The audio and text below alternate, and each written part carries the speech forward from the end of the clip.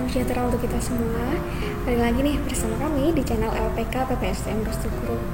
Oke, di video edukasi kali ini kita akan membahas terkait seberapa penting sih pendidikan, pelatihan, dan pengalaman kerja digunakan sebagai syarat untuk mengikuti ujian sertifikasi kompetensi manajemen SDM. Langsung aja yuk kita dengarkan penjelasan dari Bapak Franes Praduswara selaku praktisi Human Capital.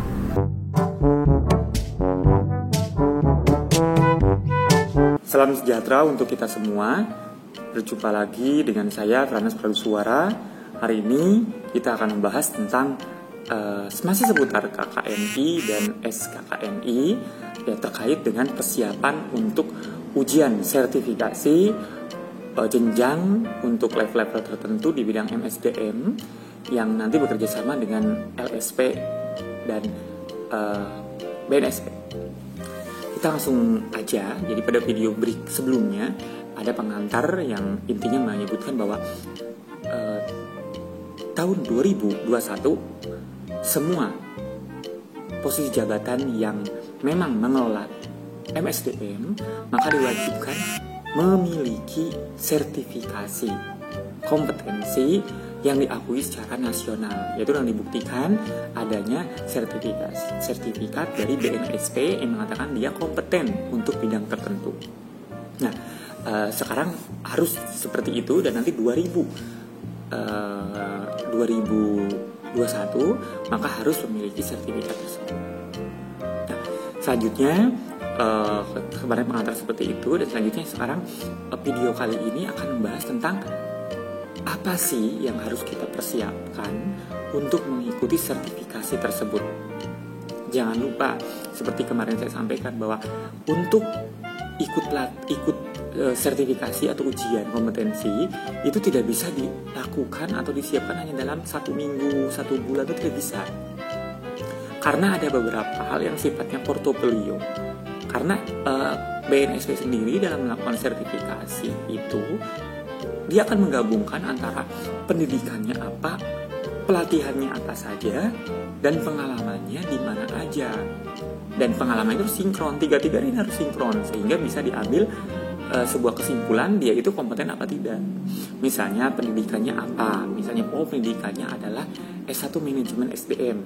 Oke. Dia akan ujian untuk sertifikasi misalnya staf MSDM. Yang pertama, secara pendidikan dia lulusan S1 manajemen SDM. Oke. Kedua, pelatihan.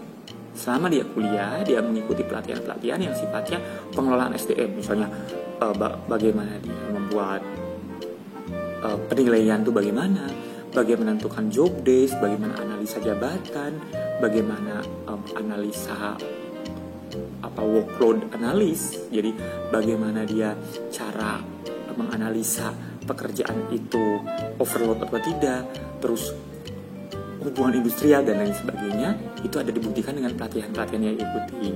Terus yang ketiga, pengalaman. Nah, dia itu udah berapa lama sih misalnya magang di perusahaan apa sebagai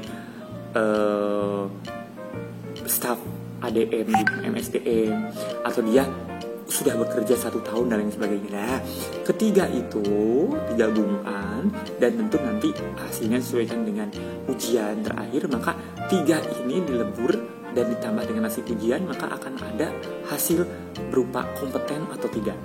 Nah, kalau kompeten, nanti otomatis yang bersangkutan akan menerima seperti ini. Jadi ada teman-teman akan menerima dari lembaga sertifikasi nasional, jadi dari BNSP itu nanti akan dapat map seperti ini, dan juga nanti akan dapat berupa sertifikat yang ada lambang Garudanya sini. Dan ini tidak semua orang bisa lulus dengan mudah karena memang sulit. Jadi perlu teman-teman persiapkan dari sekarang portofolionya. Jadi untuk ujian sendiri, maka yang harus dilakukan itu adalah yang pertama adalah melengkapi portofolio. Portofolio adalah syarat mutlak ketika dia atau kita mau disertifikasi. Portofolio ini di situ ada CV, nama kita, pelatihan apa aja dan lain sebagainya itu ada. Dan bukti-bukti konkret. Jadi sertifikat pelatihan dilampirkan fotokopinya dan aslinya dibawa. Jangan lupa ijazah kita dibawa, sertifikat dibawa, semua asli dibawa. Ketika mau ujian dibawa aja asli semua. Karena akan dibuktikan secara nyata benar nggak pendidikannya di sini. Terus yang kedua, surat-surat tugas. Bukti bahwa Anda berpengalaman di bidang itu, surat tugas. Misalnya seleksi di mana, surat tugas Anda ikut penanganan kasus BPJS dan lain sebagainya, itu dibuat. Terus yang ketiga terkait dengan tadi pelatihan sertifikat dibawa semua dan lain sebagainya. Jadi disiapkan seperti itu. Selain juga ada administrasi lain seperti fast foto, terus KTP dan lain sebagainya, itu harus disiapkan juga. Nah itu yang pertama terkait dengan syarat. Nah, yang kedua itu terkait dengan penugasan. Jadi penugasan itu artinya nanti ada runutan form-form yang memang harus diisi atau yang diujikan. Itu terkait dengan materi klaster mana yang kita ambil. Misalnya kalau dengan kita mengambil misalnya untuk MSDM bidang kualifikasi jenjang 3 misalnya. Nah, itu kan dia masih sifatnya administrasi. Jadi maka otomatis unit kompetensinya itu juga masih berupa unit kompetensi dasar. Maka nanti ujian-ujian yang diberikan itu adalah berupa materi-materi dasar yang memang harus dimiliki oleh seorang HR. Karena HR walaupun dalam bagaimanapun atau MSDM, administrasi itu perlu karena memang itu untuk kelengkapan. Seperti misal kompetensi inti untuk staf HR administrasi, yang pertama adalah melakukan pengelolaan administrasi pekerja. Nah, apa itu? Ya berarti di situ nanti apakah ada kontrak kerja segala macam. Terus kompetensi pilihan melaksanakan pencarian sumber calon pekerja atau melakukan rekrutmen. Terus melakukan seleksi dokumen. Terus melakukan administrasi pengupahan. Ya, intinya rekap gaji segala macam. Menghitung upah lembur, jika ada lembur-lembur maka dia bisa menghitung upah lembur sesuai dengan surat edaran dari pemerintah. Itu ada terkait dengan aturan lembur itu bagaimana. Terus mengurus program jaminan sosial, itu hubungan industrial. Jadi ada 6 unit kompetensi yang memang akan diujikan secara klaster untuk posisi jabatan staf administrasi SDM. Itu contoh konkret. Jadi teman-teman yang untuk pelatihan SKM bidang administrasi yang masih levelnya jenjangnya administrasi jenjang 3, maka itulah ada 5 kompetensi, 1 kompetensi inti dan kompetensi pilihan yang memang harus dikuasai apabila Anda sebagai administrasi. Nah, itu bisa dilihat nanti di surat edaran menteri juga tahun 2015 tahun 435. Monggo teman-teman di download seperti itu. Nah nanti setelah syarat-syarat itu sesuai dengan yang diujikan, maka semua syarat dilakukan. Misalnya terkait dengan melakukan rekrutmen, maka ada bukti-bukti melakukan rekrutmen, entah itu foto, dokumen, alat tes, mungkin hasil berupa tes lulus dan tidaknya itu siapa, mungkin tidak secara rinci tapi secara umum ada SK-nya dan lain sebagainya. Nah itu nanti yang melengkapi setiap unit kompetensi yang diuji.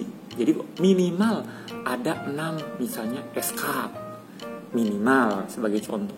Jadi lebih bagus lagi, lebih lengkap lagi, sehingga asesor nanti akan percaya diri, akan yakin bahwa oh Anda memang kompeten, maka Anda layak dinyatakan kompeten. Hanya Anda lolos, nanti terus dapat sertifikat dan SP seperti ini.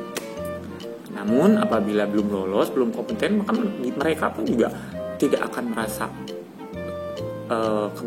tidak merasa beban untuk membuat atau menyatakan Anda tidak kompeten, karena memang Anda nggak kompeten. Kalau Anda nggak kompeten, berarti yang harus dilakukan selanjutnya adalah belajar lagi, kumpulin portofolio. Berarti portofolio Anda belum lengkap, belum meyakinkan.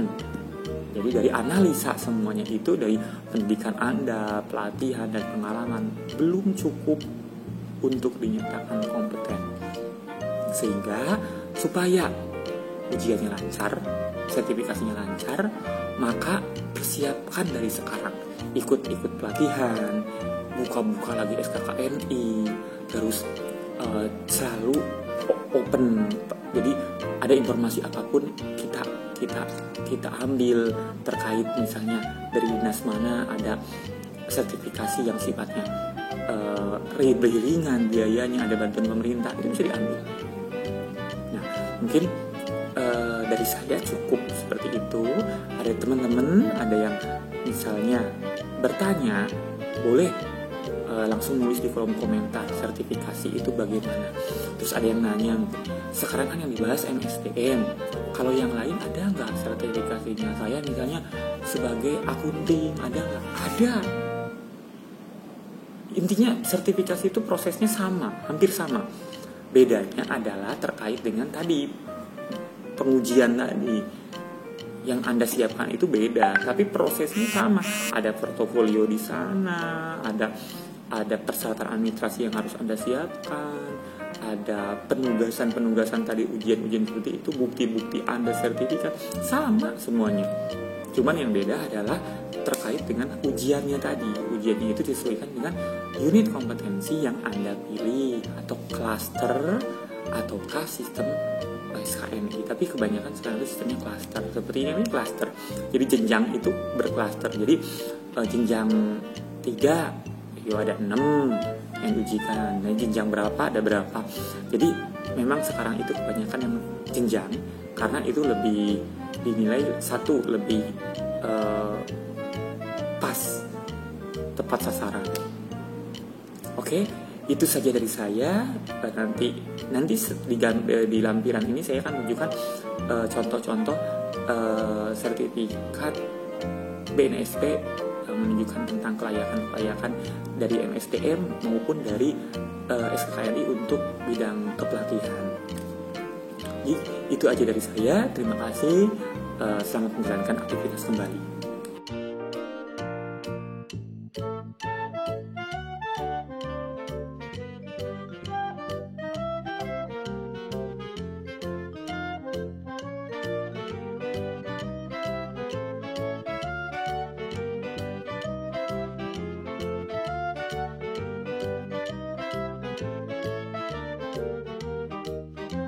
Oke teman-teman, tadi itu kesimpulan dari penjelasan Bapak Franes. Teman-teman udah paham ya terkait pentingnya pendidikan, pelatihan kerja, dan juga pengalaman kerja untuk syarat mengikuti ujian sertifikasi MSDM. Nah, cukup sekian video edukasi kali ini, semoga bermanfaat.